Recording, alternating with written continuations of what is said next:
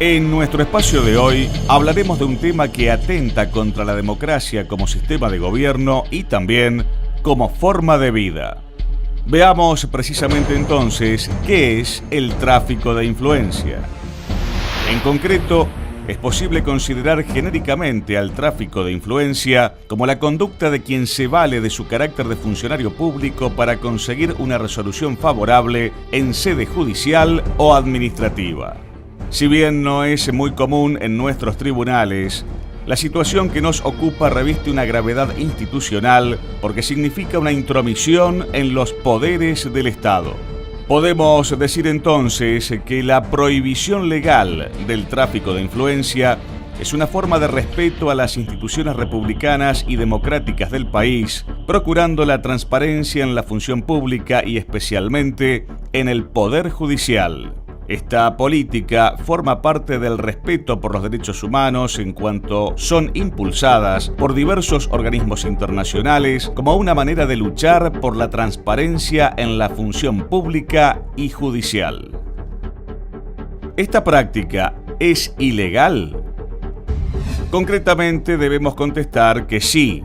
El tráfico de influencia es una práctica ilegal, consistente en utilizar la influencia personal en ámbitos de gobierno o bien conexiones con personas que ejerzan autoridad para obtener favores o tratamiento preferencial.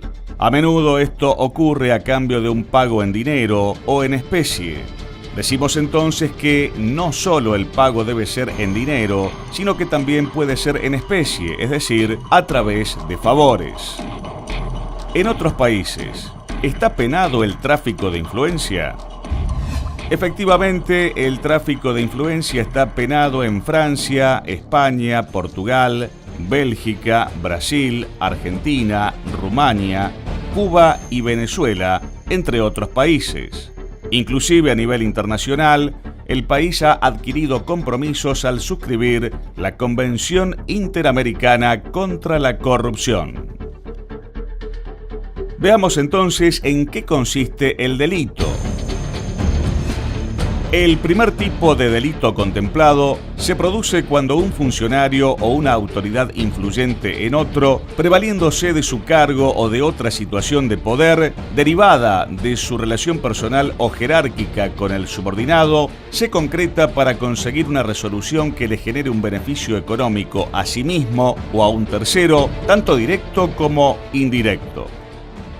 En este marco, ¿cuál es el bien jurídico que se vulnera? El bien jurídico protegido es la administración pública, es decir, que el bien jurídico protegido es el buen funcionamiento de la administración pública que se concreta en estos delitos en el principio de imparcialidad o de objetividad, presentándose como un elemento necesario para que la función pública pueda defender intereses generales y no intereses particulares. Por lo tanto, el delito requiere que exista una voluntad dolosa de influir en las decisiones judiciales y también que se dé una contraprestación en dinero u otro favor. ¿Existen antecedentes en la materia a nivel internacional? La respuesta vuelve a ser afirmativa. En tal sentido, encontramos el artículo 18 de la Convención de las Naciones Unidas contra la Corrupción, donde estipula que los estados deben penalizar, entre otras cosas, la promesa, el ofrecimiento o la concesión a un funcionario público o a cualquier otra persona, en forma directa o indirecta, de un beneficio indebido con el fin de que el funcionario público o la persona abuse de su influencia real o supuesta para obtener de una administración o autoridad del Estado parte de un beneficio indebido que redunde en provecho del instigador original del acto o de cualquier otra persona. En nuestro país, ¿está legislado como delito?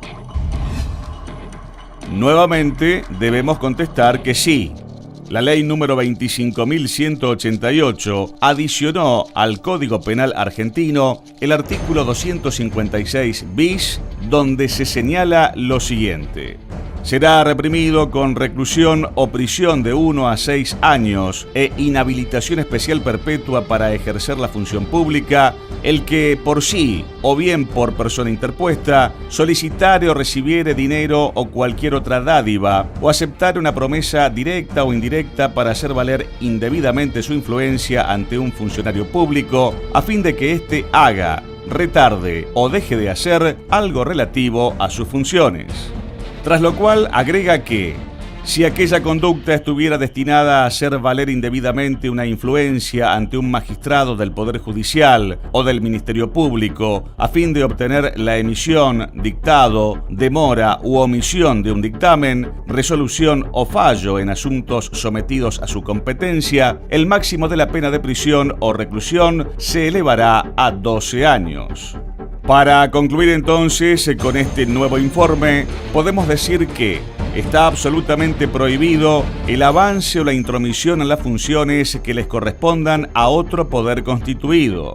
De lo contrario, se desnaturalizaría la democracia y en ese marco estaríamos en presencia de un Estado de facto o totalitario y algo peor aún, estaríamos en presencia de un Estado donde no se respete la libertad de los poderes legitimados.